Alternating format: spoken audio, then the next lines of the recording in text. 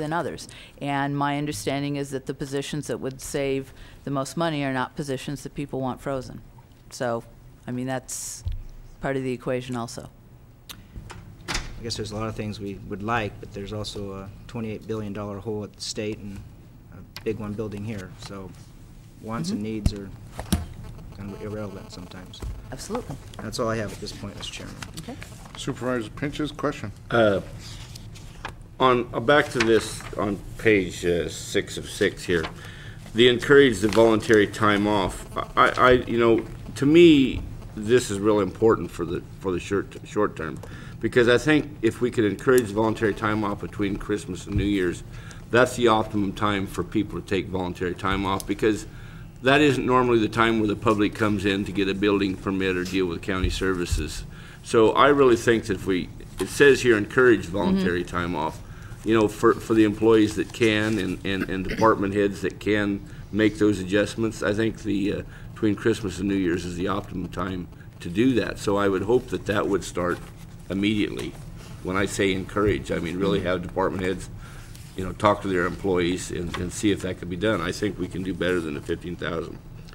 The reduced travel, you have a $15,000 figure in there. Back at budget time, and I got the minutes here, it says we had 2 line items. This one we were talking about on September 9th. Membership to organizations, $159,725, and out-of-county travel, $665,780. And it was talked about maybe we could meet a target of a 20% reduction on that. How are we going? A 20% reduction would be, just on the travel, would be about $135,000. That's a considerable difference than $15,000. So I realize maybe some people couldn't go to a convention that they have historically went to, but and I don't know if I want to get into the issue of membership of different agencies of $160,000. I think there's some trimming there. But this reduced travel of only $15,000, I think we can do better than that. I don't think we're talking just out-of-county travel, a 20% reduction. That means that some departments will have to miss going to a favorite convention or something. But I don't think 20% reduction in that figure is out of line, and I would like to see that. We talked about it at budget time in September, and I'd like to see more effort to reach that goal, because that's... Yeah, if I could speak to that briefly. Again, the $15,000 is county general fund. I think you'll find that the highest out-of-county travel budgets, off the top of my head, if I'm remembering properly, are in the Sheriff's Office and Health and Human Services. I'm going to assume that in the Sheriff's Office they're not going to conventions. And in Health and Human Services, you've got a solid 90% of those funds that are not county funds. So, I think when you realistically look at travel, when you narrow it down to looking at conferences and then you narrow it down to looking at county general fund, you're not talking about a huge amount of money. You can certainly cut a huge amount out if you want, but you're not going to be cutting county money. And this is this conversation here this morning. It's all about, I don't think any members of this board are saying that any of these cuts are going to make it easy, and it's not going to put a burden on different agencies out there.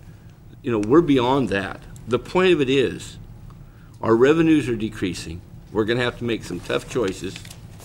And my favorite quote of the day is, if we don't bite the bullet now, we're going to take the bullet later. And that's just a fact, because it's not like a headache. We're not going to wake up in the morning and the financial condition is going to be better. And I realize each and every one of these proposed cuts may be tough to take, but we don't really have many choices. We're talking about the hard choices here. We done the easy choices probably back in the budget, back in September. We're going to have to cut $880,000 or $35,000 just to have a balanced budget this year, and we all know that 9/10 is going to be a whole lot worse than this. So we're going to have to make some, the choices. I mean, there's 18 reasons always to keep something going, but we're going to have to make the hard choices. And Mr. Chairman, just one more comment. And back on Exhibit, one of my pet peeves on Exhibit E is we have unfunded positions. It shows a total of 229 vacant unfunded positions.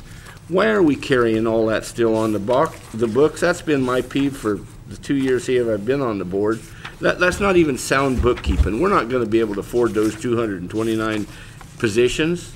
So why don't we pare that down? I realize you gotta keep a certain amount on them, a list and whatnot, but to have, you know, that's, to me, that's kind of bogus bookkeeping, to carry 229 vacant positions on the books. Let's get back to realization here. Let's get something that's more realistic.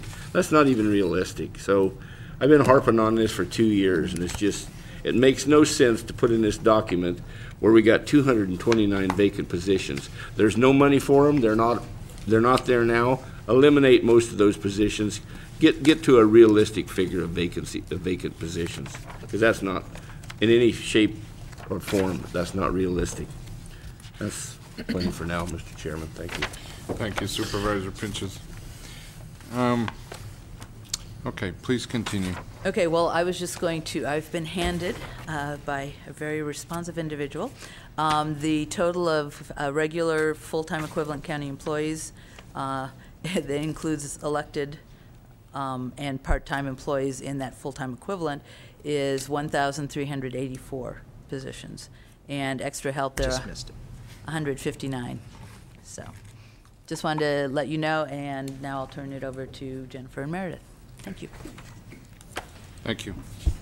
Please. Thank you. Good morning. Jennifer Wyatt, Deputy CEO, Mr. Chair, and members of the board.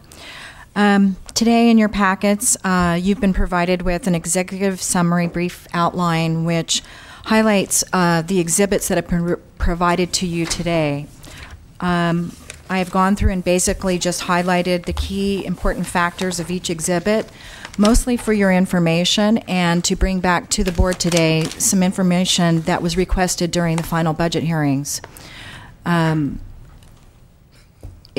I wasn't planning on making a presentation on each one of these exhibits, so if the board has any questions, I would be happy to answer. And if the board has any questions on the revenue projections, Ms. Ford would be happy to answer any detailed questions that the board may have today.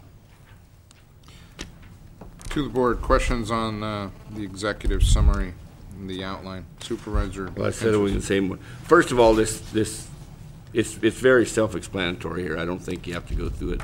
You know, I was actually surprised that the budget projections, that during budget time you hit them as close as they are. I thought that the $835,000 figure shortfall was fairly on the low side. So I guess, Meredith, you done a good job at budget time projecting what the economy was going to be, because I was thinking it would be further out than what your adjusted projections are.